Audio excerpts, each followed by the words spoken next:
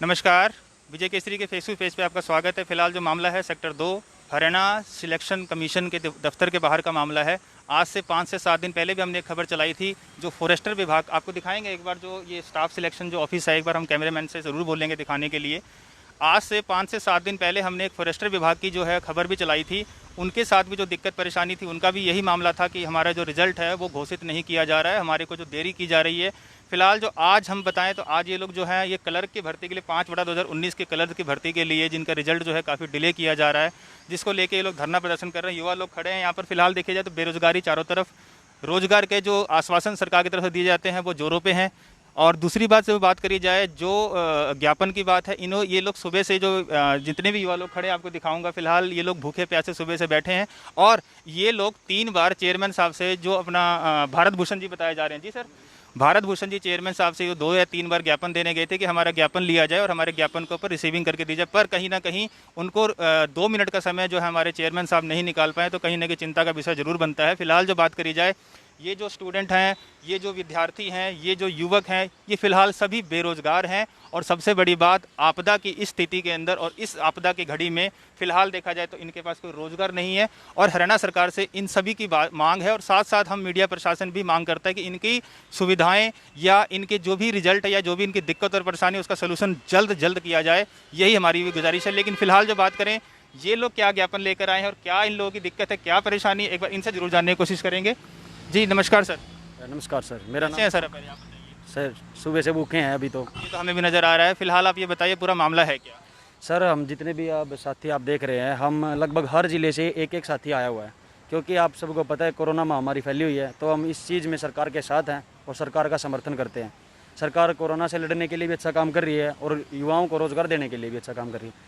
दूसरा सर, ये सरकार ईमानदार सरकार है, युवाओं को मेहनत का फल देती है और मेहनत वाले बच्चों को ही रोज़गार देती है। उसी लिए मैं बताना चाहूँगा, जितने भी मेरे ये साथी हैं सब मेहनत करके ही यहाँ तक पहुँचे हैं।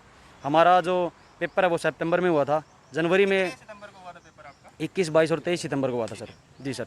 उसके बाद 18 दिसंबर को हमारा पहले जो लेवल का रिजल्ट था डीवी के लिए वो आया था। तो 7 से लेकर 20 जनवरी तक करीब हमारे डॉक्यूमेंट वेरिफिकेशन हुई थी। उसके बाद चेयरमैन साहब ने ये बयान दिया था, मैं दिखाना चाहूँगा कैमरामैन को, कि हरियाणा स्टाफ सिलेक्शन 31 मार्च तक जेई और क्लर्क के परिणामों का अंतिम परिणाम जारी कर देगा। इसके बाद आप सब जानते हैं कोरोना लग गया। फिर हमारे सीएम साहब ने बयान दिया था, आप देख सकते हैं कि 12,316 पदों के लिए लॉकडाउन खुलते ही फाइनल रिजल्ट जारी कर दिया जाएगा, जिनका सिर्फ फाइनल रिजल्ट शेष है।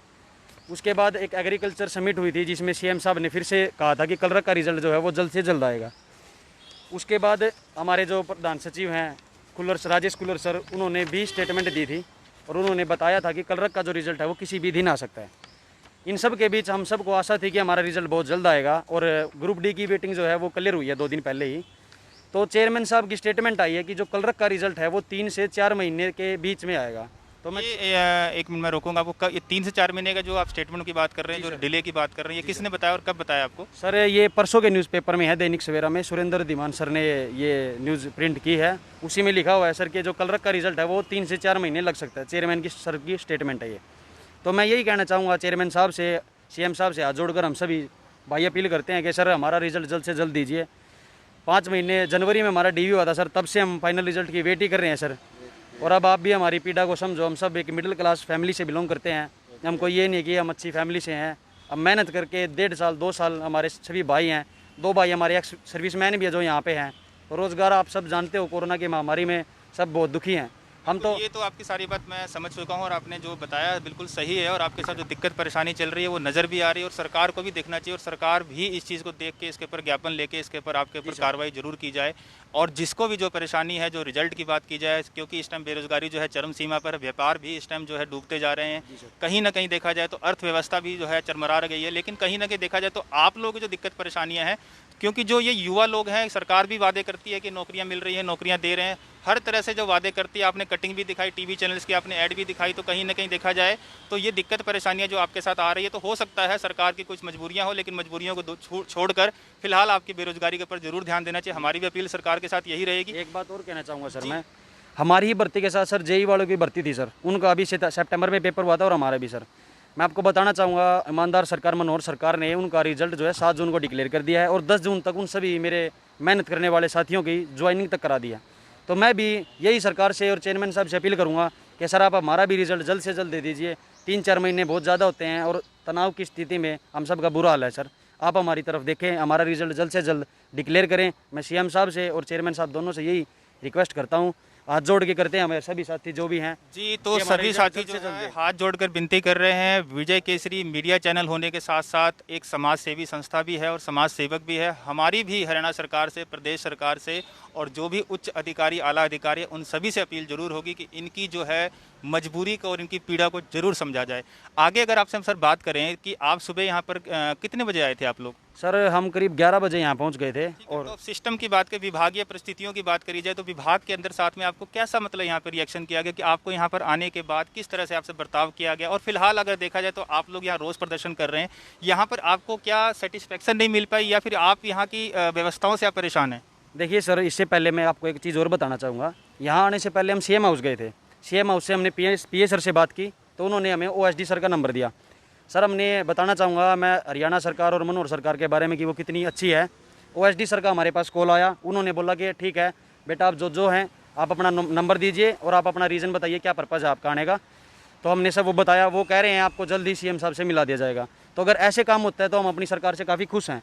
लेकिन जैसे ही हम यहाँ आए हैं 11 बजे के आसपास, तब से हम 2 साथी अंदर जाते हैं, कहते हैं सर हमें मिलवा दीजिए, कहते हैं पर्ची अंदर गई हुई है, पर्ची ऊपर गई हुई है, आपको मिलवा दिया जाएगा।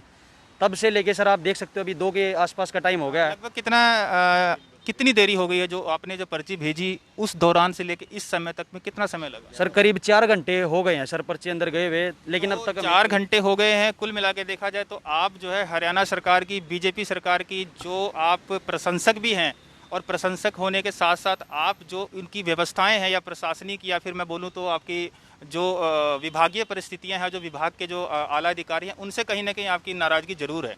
नाराज़गी तो ये है सर, हम चेयरमैन साहब से मिलना चाहते थे, हम रिक्वेस्ट करना चाहते थे उनसे हाथ जोड़ के कि सर हमारा रिजल्ट भी जल्द से जल्द डिक्लेयर किया जाए, जिस प्रकार उन्होंने जेई का और ग्रुप डी की वेटिंग क्लियर किया है। हम इसी पर्पज़ से आए थे। हम शांतिपूर्वक अपना जो धरना है, धरना तो नहीं कहेंगे इसे, शांतिपूर्वक हम अपनी बातों को शांतिपूर्वक प्रशासन के सामने और अपने विभाग के सामने रखना, ये धरना प्रदर्शन हम भी कहेंगे धरना प्रदर्शन नहीं है, क्योंकि एक सोशल डिस्टेंस को मेंटेन किया हुआ आप लोगों ने और साथ साथ जो है मास्क वगैरह जो भी WHO की जो गाइडलाइन है या फिर हेल्थ डिपार्टमेंट जो गाइडलाइन है उसको आप फॉलो भी कर रहे हैं जरूर। मैं और भी किसी से कुछ जानना चाहूँगा सर, आपसे मैं दोबारा बात करता हूँ। जी सर, आप बताइए। हाँ जी सर, आपका नाम सर? रवि प्रकाश है सर। रवि जी, आपकी क्या दिक्कत परेशानी है? ये क्या साथ में आपका ये जो कलर की जो भर्ती है उसमें भी आप भी उसी में हो? हाँ जी सर, मेरा भी DVO। आपके साथ क्या दिक्कत आ रही है? आपको क्या लग रहा है कि ये व्यवस्थाएं कहाँ की कहाँ कमी, कहाँ चूक कहाँ रही? दिक्कत देखा जाए तो आप बीजेपी के प्रशंसक भी हैं, सरकार के प्रशंसक भी हैं, पर कहीं ना कहीं देखा जाए दिक्कत परेशानियां जो आ रही है वो किस तरह की दिक्कत परेशानी जिसको आप फेस करना पड़ रहा है? दिक्कत तो सर यही है, अभी तक फाइनल रिजल्ट डिक्लेयर नहीं करा। चेयरमैन सर का इंटरव्यू आया सर कि वो 31 मार्च तक रिजल्ट डिक्लेयर कर देंगे। अभी सर 2 दिन पहले ग्रुप डी की जो वेटिंग लिस्ट थी वो फाइनल कर दी सर, डिक्लेयर कर दी। साथ के साथ में सर जो अपने चेयरमैन साहब हैं उनकी स्टेटमेंट आती है कि जो कल का रिजल्ट है वो 3 से 4 महीने के बाद डिक्लेयर होगा। सर जो रिजल्ट 31 मार्च को डिक्लेयर हो रहा था वो 3-4 महीने के बाद क्यों डिक्लेयर हो रहा है? इसका कोई मैं इसको बात बोलूँगा। वैसे तो मैं किसी के पक्ष में नहीं बोलना चाहता, बट आपको पता होगा 22 मार्च से लेकर लॉकडाउन शुरू हुआ था और लॉकडाउन की होने की वजह से तकरीबन सारे ऑफिस बंद थे। और अभी बात करी जाए 15 से 20 दिन पहले की बात ना, मैं मैं बोलूँ तो 15 से 20 दिन पहले की अगर बात करी जाए तो उन्होंने लॉकडाउन जो है वो रिलीज़ किया है, ऑफिस खोले हैं ताकि कुछ न कुछ जो सोशल जो एक्टिविटीज़ हैं या फिर जो अपना कलर की एक्टिविटीज़ हैं एटलीस्ट वो स्टार्ट हो सके। तो आपको लगता नहीं कि ये देरी जो हो रही है वो लॉकडाउन की वजह से हो रही है या फिर कुछ राजनीतिक कोई इसके अंदर उबाड़ खबाड़ हो रहा है कुछ? सर अगर कोरोना की वजह से है सर, अगर इसकी बात करें तो जेई का भी तो रिजल्ट आ गया सर। ठीक है, दूसरी बात अगर आपसे पूछी जाए रिजल्ट उनका जो कलर का रिजल्ट है वो कब आया? सॉरी, जेई का कब रिजल्ट आया? का रिजल्ट सर 7 जून को आया है सर।